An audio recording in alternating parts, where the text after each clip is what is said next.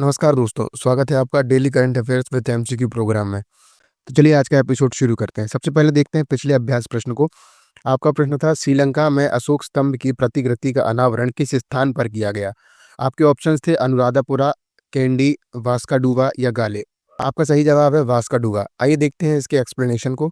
21 जुलाई 2025 को श्रीलंका के वास्का डूगा श्री सुबुति विहार में सम्राट अशोक के सम्मान में यह स्तंभ स्थापित किया गया, जिन्होंने बौद्ध धर्म के श्रीलंका में प्रसार में ऐतिहासिक महत्वपूर्ण भूमिका निभाई थी। यह वही स्थान है जहां बुद्ध के प्रामाणिक कपिल वस्तु अवशेष रखे गए हैं, इसलिए यह स्थान इस कार्य हेतु चुना गया। इस प्रतिकृति की आधारशिला 28 जनवरी 2024 को रखी गई थी और इसका पूरा प्रयोजन क्याब्जे लिंग रिनपोछे तिब्बती बौद्ध धर्म के एक अग्रणी आध्यात्मिक गुरु ने किया। समारोह में भारतीय उच्चायुक्त संतोष झा सहित कई अंतर्राष्ट्रीय बौद्ध नेता शामिल हुए। अगला सवाल, चीन द्वारा यारलुंग त्सांगपो नदी पर बनाए जा रहे विश्व के सबसे बड़े बांध का नाम क्या है? आपके ऑप्शन है थ्री गॉर्जेस बांध, Motuo hydro power station, Yangtze power project, Qinghai जल परियोजना। इसका सही जवाब है मोटुओ हाइड्रो पावर प्रोजेक्ट। चीन ने तिब्बत में यारलुंग त्सांगपो या भारत में ब्रह्मपुत्र के नाम से जाने जाने वाली नदी पर विश्व के सबसे बड़े जल विद्युत बांध का निर्माण शुरू किया है, जिसे मोटुओ हाइड्रो पावर स्टेशन कहा जाता है। इसका उद्देश्य थ्री गॉर्जेस बांध से 3 गुना अधिक बिजली उत्पादन करना है। यह चीन की जिडियन डोंगसोंग रणनीति का हिस्सा है, जिसमें पश्चिमी क्षेत्रों से बिजली पूर्वी चीन को भेजी जाएगी। अगला सवाल, हाल ही में किस देश ने एक बार फिर यूनेस्को से हटने का निर्णय लिया है? आपके ऑप्शन हैं रूस, चीन, अमेरिका या इजराइल। सही जवाब है अमेरिका। देखते हैं इसके एक्सप्लेनेशन को। संयुक्त राज्य अमेरिका ने एक बार फिर यूनेस्को से बाहर होने का निर्णय लिया है, जिसका कारण संगठन के कथित विचारधारात्मक झुकाव और अमेरिका विरोधी नीतियां बताए गए हैं। यह निर्णय ट्रंप प्रशासन के तहत लिया गया है और इससे पहले 2017 में भी अमेरिका यूनेस्को से हट चुका था, जिससे बाइडेन सरकार ने 2023 में पलटा था। अगला सवाल, FIDE विश्व कप 2025 का आयोजन किस देश में किया जाएगा? आपके ऑप्शन हैं रूस, नॉर्वे, भारत या अमेरिका। इसका सही जवाब है भारत। आइए देखते हैं इसके एक्सप्लेनेशन को। भारत 2025 में FIDE विश्व कप की मेजबानी करेगा, जो 30 अक्टूबर से 27 नवंबर के बीच आयोजित किया जाएगा। यह आयोजन शतरंज में भारत की बढ़ती वैश्विक भूमिका और प्रतिष्ठा को दर्शाता है। 206 शीर्ष खिलाड़ी इसमें प्रतिस्पर्धा करेंगे और यह 2026 कैंडिडेट्स टूर्नामेंट के लिए एक प्रमुख योग्यता मंच होगा।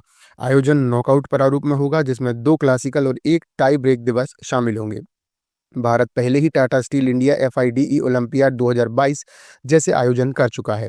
आपका अगला सवाल है, FISM द्वारा आयोजित प्रतियोगिता में सुहानी शाह को किस श्रेणी में पुरस्कार मिला? इसके ऑप्शंस हैं close up magic, stage magic, online magic या मैजिक थेरेपी। सही जवाब है ऑनलाइन मैजिक। आइए देखते हैं इसके एक्सप्लेनेशन को। सुहानी शाह ने FISM 2025 में बेस्ट मैजिक क्रिएटर का पुरस्कार जीतकर इस प्रतिष्ठित अंतर्राष्ट्रीय मंच पर सम्मान पाने वाली पहली भारतीय बनने का गौरव प्राप्त किया है। यह आयोजन इटली के टोरिनो में 14 से 19 जुलाई 2025 तक हुआ और यह पुरस्कार उन्हें ऑनलाइन जादू श्रेणी में उत्कृष्टता के लिए प्रदान किया गया। बता दें कि FISM की स्थापना 1948 में हुई थी और यह जादूगरों का वैश्विक मंच माना जाता है। सुहानी ने मात्र 6 वर्ष की उम्र में जादू की शुरुआत की थी और उनका पहला शो गुजरात के तत्कालीन मुख्यमंत्री शंकर सिंह वाघेला के सामने हुआ था। अगला सवाल, वर्ष 2025 में ग्लोबल फाइनेंस मैगजीन द्वारा विश्व का सर्वश्रेष्ठ उपभोक्ता बैंक किस भारतीय बैंक को घोषित किया गया है? आपके ऑप्शन हैं HDFC बैंक, एक्सिस बैंक, भारतीय स्टेट बैंक या पंजाब नेशनल बैंक। आपका आंसर है भारतीय स्टेट बैंक। आइए देखते हैं इसके एक्सप्लेनेशन को। भारतीय स्टेट बैंक या SBI को ग्लोबल फाइनेंस मैगजीन द्वारा 2025 का विश्व का सर्वश्रेष्ठ उपभोक्ता बैंक घोषित किया गया है। यह सम्मान ग्राहक केंद्रित नवाचारों, मजबूत डिजिटल उपस्थिति और समावेशी बैंकिंग सेवाओं में उत्कृष्टता के लिए प्रदान किया गया। SBI, जो भारत का सबसे बड़ा सार्वजनिक क्षेत्र का बैंक है, ने हाल ही के वर्षों में ग्रामीण और अर्ध शहरी क्षेत्रों तक बैंकिंग सेवाएं पहुंचाने, स्थानीय भाषा में वॉइस बैंकिंग, AI संचालित व्यक्तिकरण और 24/7 डिजिटल सहायता जैसे नवाचारों को लागू किया है। अगला सवाल, फिनो पेमेंट्स बैंक ने किस राज्य में गति नामक डिजिटल बचत खाता लॉन्च किया है? आपके ऑप्शंस हैं बिहार, पश्चिम बंगाल, उड़ीसा या झारखंड। इसका सही जवाब है पश्चिम बंगाल। आइए देखते हैं इसके एक्सप्लेनेशन को। फिनो पेमेंट्स बैंक ने गति नामक डिजिटल बचत खाता पश्चिम बंगाल के ग्रामीण और अर्ध शहरी इलाकों में UPI के उपयोग को बढ़ावा देने के उद्देश्य से लॉन्च किया है। यह खाता शून्य शेष, 100 से एकमुश्त शुल्क और eKYC के माध्यम से त्वरित ऑनबोर्डिंग जैसी सुविधाओं के साथ आता है। यह योजना विशेष रूप से उन वर्गों को ध्यान में रखकर तैयार की गई है जिन्हें परंपरागत बैंकिंग सेवाओं तक सीमित पहुंच मिलती है, जैसे वरिष्ठ नागरिक, महिलाएं, युवा और सरकारी लाभार्थी। अगला सवाल, भारत में प्रतिवर्ष आयकर दिवस कब मनाया जाता है? आपके ऑप्शन है 1 जुलाई, 24 जुलाई, 15 अगस्त या 30 जून। इसका सही जवाब है 24 जुलाई। आइए देखते हैं इसके एक्सप्लेनेशन को। भारत में प्रतिवर्ष 24 जुलाई को आयकर दिवस मनाया जाता है, जो देश की कराधान प्रणाली की ऐतिहासिक यात्रा को रेखांकित करता है। इसकी शुरुआत 1860 में ब्रिटिश अर्थशास्त्री सर जेम्स विल्सन द्वारा की गई थी, जब 1857 के विद्रोह के बाद ब्रिटिश सरकार को गहरे वित्तीय संकट से उबरने के लिए आय के स्रोत की आवश्यकता थी। वर्ष 2025 में भारत ने 166वां आयकर दिवस मनाया, जो न केवल एक परंपरा है बल्कि देश के करदाताओं के योगदान और कर व्यवस्था में पारदर्शिता, सुधार व डिजिटलीकरण की दिशा में हुई प्रगति का भी प्रतीक है। अगला सवाल, निसार मिशन किन दो देशों के बीच एक संयुक्त मिशन है? भारत रूस, भारत फ्रांस, भारत अमेरिका या भारत जापान? इसका सही जवाब है भारत अमेरिका। आइए देखते हैं इसके एक्सप्लेनेशन को। 30 जुलाई 2025 को इसरो और नासा का निसार मिशन श्रीहरिकोटा से लॉन्च होने जा रहा है। यह भारत और अमेरिका के बीच पहली संयुक्त पृथ्वी अवलोकन उपग्रह मिशन है।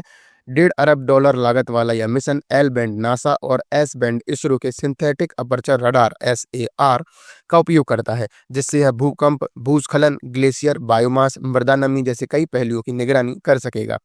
निसार प्रत्येक 12 दिन में पृथ्वी की परिक्रमा पूरी करेगा। अगला सवाल, कौन से राज्य ने हाल ही में दूध पर सब्सिडी देने की योजना शुरू की है? असम, पश्चिम बंगाल, उड़ीसा या झारखंड? आपका सही जवाब है असम। आइए देखते हैं इसके एक्सप्लेनेशन को। असम सरकार ने राज्य के डेयरी क्षेत्र को सशक्त करने के लिए दूध सब्सिडी योजना की शुरुआत की है। इस योजना के अंतर्गत डेयरी किसानों को सहकारी समितियों में प्रसंस्करण हेतु दिए जाने वाले दूध पर 5 रुपए प्रति लीटर की सब्सिडी प्रदान की जाएगी। यह निर्णय मुख्यमंत्री हिमंत बिस्वा शर्मा द्वारा गुवाहाटी में पश्चिम असम दुग्ध उत्पादक सहकारी संघ लिमिटेड के संयंत्र के भूमि पूजन कार्यक्रम के दौरान घोषित किया गया। इसका उद्देश्य किसानों की आय में वृद्धि, दूध उत्पादन को प्रोत्साहन और ग्रामीण क्षेत्रों में डेयरी क्रांति लाना है। देखते हैं आज का आपका अभ्यास प्रश्न। श्री धर्मस्थल मंजुनाथेश्वर मंदिर किस राज्य में स्थित है? केरल, तमिलनाडु, कर्नाटक या आंध्र प्रदेश? इस सवाल का जवाब आप हमें कमेंट सेक्शन में जरूर दें। तब तक के लिए धन्यवाद।